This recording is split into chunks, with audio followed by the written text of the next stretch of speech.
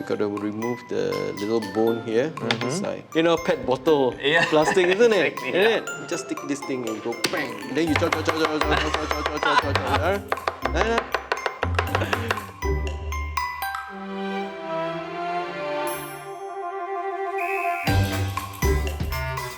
Hello everybody and welcome to another episode of From Book to Cook, the show where we discover Singapore's heritage through food. Now today we are whipping up a classic Singaporean dish, Hokkien Mee. And here with us today to take us through it is hawker connoisseur, home cook and founder of I Eat, I Shoot, I Post, Dr Leslie Tay. Hi. Hello, Dr. Leslie. Hi, Paddy. Thank you so much for coming on to the show. Today we are making Hokkien Mee, right? And you were saying this is a uniquely Singaporean thing that we can find only in Singapore. Yes. When it comes to hawker food, if you're talking about chicken rice, you know, the Thais have their version, the Malaysians they have a version. But when it comes to Hokkien Mee, I think you can only really find it in our little red dot. How would we describe this very uniquely Singaporean dish? Like, if you go to the ingredients that we have over here. Well, Hokkien Mee, of course. You have this yellow noodles. So we're referring to this specific noodle. Yes, so basically these noodles, and of course we've got the prawns, we've got sotong, we've got a bit of pork belly. Yes. We are gonna show everyone how to make Hokkien Mee at home. All right. So the first thing to do with the noodle is you need to wash them because there is this smell, right? It's got the smell of what we call the ghee smell or alkali, and the alkali is used to make the noodles. It turns it yellow and it gives it a nice texture. So we've soaked that, and of course we've got some bihun as well. Yep. Traditionally it's dried bihun, but I'm using a rice vermicelli that is fresh. Right. And of course we've got our sotong. So the sotong we got to remove the head. Yeah. We got to remove the little bone here. It's like nature's plastic, right? Yeah. It looks exactly like a pet bottle plastic, isn't it? Exactly, Isn't it? Yeah, but it's organic. Yeah. We're gonna boil that. We're gonna get rid of that. We have the prawns, and we're gonna chop up some garlic. Okay. That's how we're gonna do to make our stock. All right. Okay. So how many cloves of garlic are we working with? This is 2 whole cloves of garlic. Two whole cloves. The key to Hokkien Mee is the garlic. You need lots of garlic to make that Hokkien Mee flavour. So you got to chop it up really fine. Just gonna. So this recipe that we're making today, is it an adaptation of what they usually cook in the hawker centres? I've modified it so that it doesn't take as many steps. In a hawker centre, you typically have to spend a few hours just rendering the pork lard. So today we're going to do a shortcut. You get the pork flavour, but you don't have to stand there for 2 hours to render. Just a bit of pork lard. Exactly. And then of course we're going to use some modern equipment to shorten the time that you have to cook the stock. Okay, sounds interesting. I've got some prawns here. Traditionally, they use what we call swallow. Those are sand prawns. The shell is very hard, they are not so big. Is there a difference in taste? The old folks always prefer the swallow because it's got more flavour. But I feel that whatever prawns, as long as they are fresh, you're fresh when you see the head is stuck to the body, because the stomach of the prawn is in this area. Yes. And inside the stomach there's acid. So once the prawn dies, the acid will start to auto-digest. Right, so it's breaking it down. Yeah, it breaks down and then the head will come off. Okay, so we got prawns, we got sotong, and we're gonna just blanch this for 2 minutes. Sounds good. Okay, I'm just gonna put the sotong in here. What I'm trying to do is just quickly blanch it so I can take off the shell and the head. And then with the head we're gonna make our stock. At home if you want, you can always peel the prawn and then after that just cook it. Right, but it doesn't look as nice, right? Main thing is the stock. Once you get the stock right and you get all the flavour in the stock, it will just taste like Hokkien Mee. Oh, okay. Yeah. All right. Interesting. You got to chop it real fine. Yeah, I'm just I see you're using doing the difficult way. Yeah. Well, okay, can you teach me what's like your the Chinese way of doing it, right? Yeah, actually. You just take this, take this thing and you go bang. Yeah. Oh, okay, yes, right? that one. Then you chop. Beautiful. Okay. Anyway, garlic, one of the most key ingredients that people, even some hawkers, they don't really understand. How I learned how to cook Hokkien Mee. Yep. It's because opposite my house in Toa Payoh, there was this coffee shop, and in the coffee shop there was this lady that fried Hokkien Mee. So when you are buying Hokkien Mee to bring home, now we'll just observe how this lady will fry the Hokkien Mee. So I memorized the whole, all the steps, how she will fry the egg, fry the noodles. Wow! And once the stock goes in, that's the smell. That's the smell that you go, yes, Hokkien Mee, right? Yeah. So that's where the magic is. Yeah. Okay, so you're doing a good job there. You're almost done. If you have a food processor, of course, easier. So our prawns are nice and blanched, and now we need sotong. We're just going to slice it, so later we can use it, right? Yep. And then if you can help me start peeling the prawns, will be very useful. Right. Okay, so we want the heads. The heads are very important for our stock, right? And then the rest of the prawn, we are going to just peel off the shell. Leave a little bit of the tail. Yeah, just a little bit of the tail. And it got a nice little shape, like you said, the classic. At one stage, they also call it sotong mee, right? Because because the sotong is important, But I think for a lot of people, Hokkien Mee can be without sotong, but it cannot be without prawn. Sotong has got a bad connotation. You say you blur like sotong, right? So, sotong is like a second fiddle, but sotong is important. When I talked to the hawker at Nam Sing, he told me that they used to have big sotong, where you can actually go and pick your sotong and then get the hawker to fry into your Hokkien Mee. Sometimes when you talk about food history, you think about something like fishball noodles, which you can find, in Malaysia as well. The fishball noodle itself comes from Chaoshan, right? It's from the Teochew province. So it's actually a dish originated from China, and then it comes over and then it gets modified. Whereas this Hokkien Mee, the reason it's only found here is because it actually originated here from a bunch of Hokkien coolies. They arrived somewhere after the war from Xiamen. They used to work as coolies, and then after working, they would gather together for dinner and they just get hold of whatever seafood they could. And of course, they got Hokkien Mee, right? Because they're Hokkien, they eat their own noodles. I was told by the Nam Sing uncle, right? They used to just put the charcoal fire on the floor and a big wok and then just fry the noodles. And then he told me that some people refer to it as Hokkien Mee, because it's near the floor. Near the feet. So that's how Hokkien Mee started, that area in Rochor.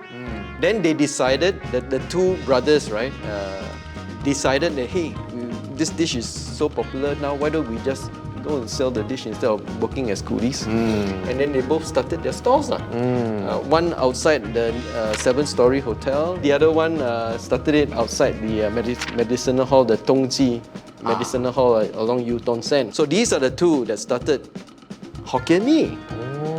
And that's why you only find it here in Singapore, because the history is still very short.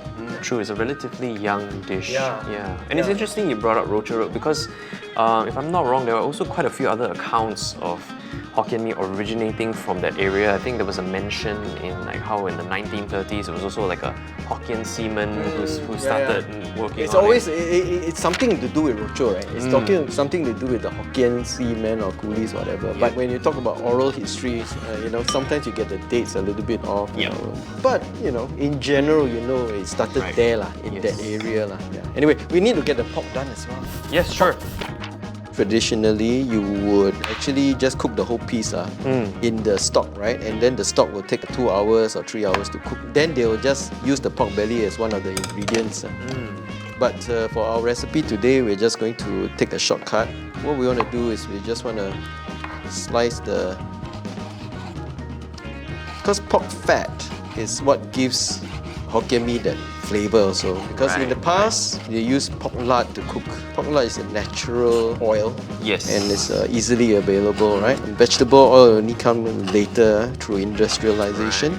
And if one were to try to make something that's a bit more halal friendly, I guess, are there other kinds of animal fat? You can just use the vegetable oil.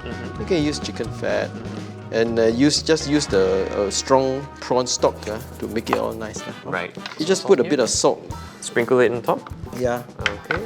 I just want to give it a bit of flavour. It's got to be a little bit salty. And the salt will draw out the flavour, right? Ah, yes. Remove the moisture. Okay, we are going to put in a bit of oil. We've got a bit of oil. We need a bit of oil. Let the fat render. Okay? And a good Hokkien Mee, if you don't have enough oil, it won't taste like Hokkien Mee. So the question is, where's the oil? The oil is all emulsified. And once you put the prawn stock in, the heat will start to bubble and the oil will start to emulsify and then combine with the stock. That's what makes it, gives it a nice, silky gravy, right? Yeah.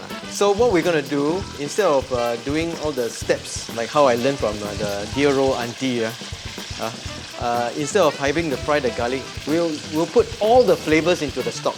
Okay. How did you come up with this recipe then for your home? Oh, you know, Hokkien Mee has been my favorite dish.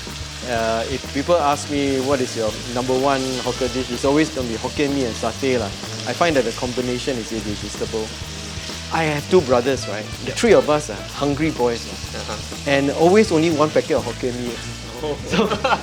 So when you don't have enough and everybody got to fight for it, you know, it tastes even better. Yep.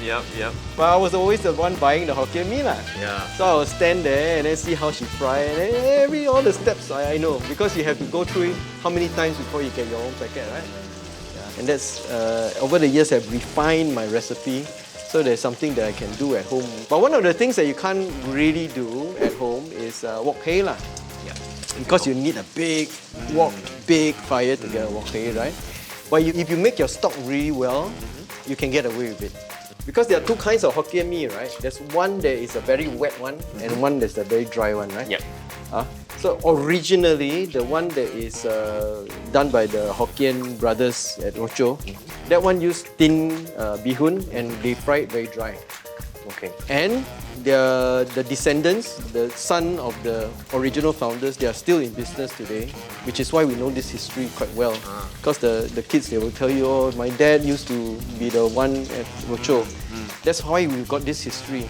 A lot of the other hawker dishes that we have, we've lost the history because, you know, the person is no longer around. But with Hokkien Mee, we actually know.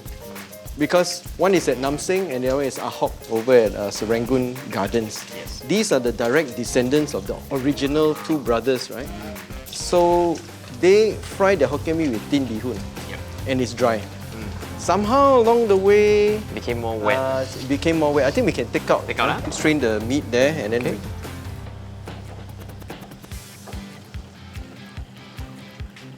we need that oil, Right, because we're going to keep this to fry the prawn heads. Okay. Very all in stock. Okay, all this oil goes back in. The prawn heads go in. Yeah, you can do that. Yeah. Prawn heads go in. Prawn heads in. Okay. I'll get all the juice. Once you understand a little bit about the ingredient itself and where the flavor comes from, then it makes sense to fry it with oil. Because the flavor of the prawn is oil soluble, not water soluble. So if you try to just boil the prawn heads, the flavor is different. I think you can put in the garlic also. Garlic too? Yeah. Because it's a home cooked recipe, you're just gonna put it in. Okay. Since you like garlic, put everything. You sure? Yeah. Garlic is fine. Once you cook garlic, the very sharp flavor actually disappears. Then it's very mellow. More mellow. Yeah. Oh, I forgot. We still have the prawn, the hebi. Right. Let's put in the hebi as well. Dried shrimp? The dried shrimp, yeah. Okay. The hebi will give it extra umami. I write this blog for so long, I know. People in Singapore, oh yo, this Hokkien Mee is so expensive, $5 only got 2 prawns. They will gauge, they put the value of the Hokkien Mee on the number of prawns. Yep. So if you cook a lot of prawns and all the meat goes inside, and yet they don't see a prawn on the outside, you see only noodles and a really nice stock. No matter how good your stock is, right? No matter how tasty your noodles are, you just say, oh, got no prawns, so stingy. So we put the hebi in order to give it extra prawn flavor. Can smell it also, yeah. Okay, so the hebi, we fry the hebi inside. Okay. Now we add the water that we blanched. Okay, here we go. Alright, okay lah. Nowadays we have blenders, right? Yes. So we can shortcut lah. Oh. Now we shortcut. Of course, if you got a food processor, just throw everything in a food processor. You can just blend the prawn heads, right? You can argue about a traditional way of doing it, but You know, if we have new equipment, why don't we use new equipment to help, help improve? This is my trick. This is dashi powder. Because I figured, the Japanese are really good for umami, right? So this is dashi powder. Dashi powder is made from seaweed and katsuobushi, which is seafood. It's got a seafoody flavor. So this one goes in. Okay. Dashi powder. Okay, and this will intensify the seafood flavor. taste. Yeah. Okay, now you can taste it again. Okay, now you can try again. Thank you. Oh wow! Now what it tastes a like Hokkien difference. Mee already, huh? What a difference! Now it tastes like Hokkien Mee already, right? Now all we need to do is to fry the Hokkien Mee and then put it together. That's it. Oh, brilliant. Okay. Yep. Okay. Yeah. So we will strain this. Okay. Okay. Lovely. Yeah. Okay. So stock is ready, yeah. You see, so nice color, right? Yeah. So we gotta get Hokkien Mee ready. So you see the water, how yellow it is. Yeah. Huh? This is the trick. So we're gonna throw away this. Okay. Got noodles here. Got our noodles, the vermicelli. Oh, we need to crack some eggs then. Can you crack maybe?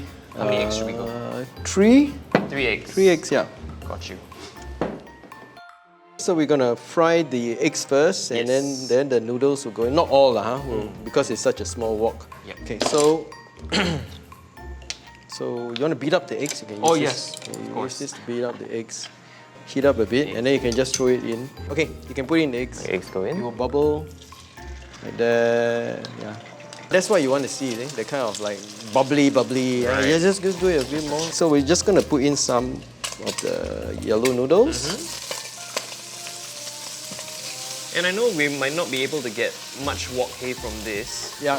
But it's also one of the things where the melting pot of Singapore is where the wok hei-ness, it comes from different Chinese cuisines. The Cantonese are very big on wok hei. Their woks are different, right? Yeah. Their woks are the ones that they can toss. Traditional Hokkien, the Teochew, they use the big cast iron wok where you just, you fry. They don't really toss it that much, right? It's a different style of cooking. Okay. Let's try to get. Okay. Now the key is to be gentle with your noodles.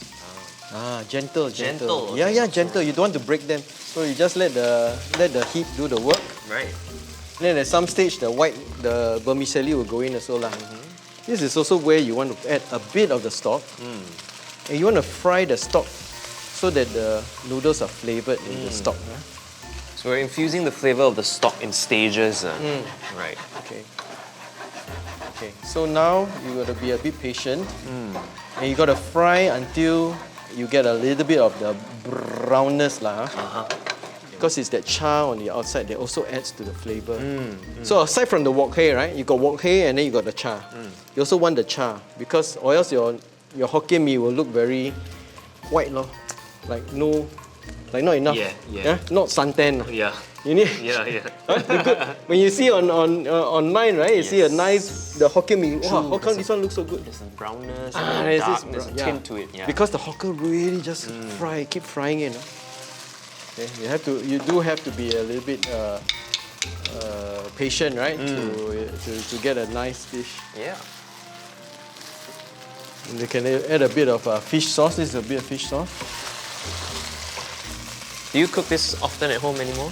I mean, I did it because I wanted to know how to do it, Because I wanted to create a recipe, put it online so that people will learn how to do this dish. That's part of my passion is to just record all this history so people know and also help people, if you're a new hawker and you want to cook this dish, to have at least enough points so that you can actually come up with it.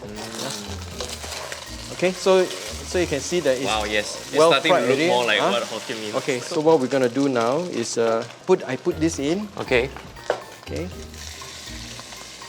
Then Then mix it a bit. mix it a bit. Okay, now you cover. Yeah, see. We'll throw in the meat and let the Sure. We'll throw in the pork and let the pork have a bit of time to absorb because the pork is a bit hard. So, Alright, we want to soften it. So we're going to soften it a little bit and also give another lot of stock inside. Okay, now we turn off the heat. Then of course we'll put in the sotong. We'll put in some of the prawns just to warm it up a bit. Right. Wow, yeah. Okay, done. Amazing. Okay. Then Cover it. one last trick. We get the opeh leaves. Okay, so when we were young, this was what they used to do, right? Opeh leaves. Okay. We're doing this very traditionally. Okay, we have got a very traditional packaging here. Yes. Opeh leaves, right? Right, yeah. Yeah, the prawn up top. Oh, yes. Part. Yes. Okay. Lime. Yes. Okay. And then Sometimes people, they ask for chili, they put yes, also, right? yes. Sambal chili actually came later. So, you know, when I was growing up, I didn't like too much the spiciness. So I didn't go for the sambal chili. So the sambal chili came from... Sambal chili, I think, is more of a Nyonya sort of Nyonya influence. Right, so this is all wrapped up. Yeah, so Very few yes. hawkers today still do yes, this is very traditional, right? Yes. Look at that. Okay, so you just so you're gonna Alright, let's get tucked into this. Oh, see how classic that is, like that square look, right? exactly, That's yeah, how the form. That's how nowadays they put in the foam boxes. You don't get this anymore. Yeah. No, lime. Oh, right. Don't forget, Yes, if you don't have the lime, okay lah. Some people say you still need the chili, the belacan, but for me, I feel that the belacan takes away the flavour of the prawns and the broth lah. I think it was the Peranakan who introduced the belacan. I see. Sambal belacan. Okay. Yeah. Even if you want belacan, you need to taste the original one lah. Don't go straight for the belacan lah. yes, You must try the original flavour. Taste the noodle. Taste the stock. Right. Right, the unadulterated Yeah, taste of it yes, first. yes. Okay. And then this one got the opeh leaf some more with the flavour inside. Yeah, super authentic. Yeah.